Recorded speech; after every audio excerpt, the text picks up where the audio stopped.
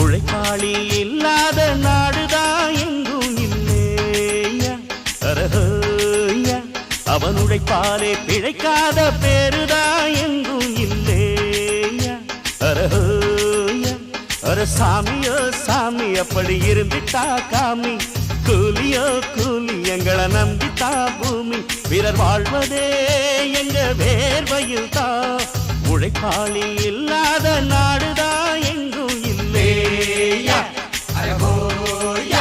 அவன் உழைப்பாலே பிழைக்காத பேர்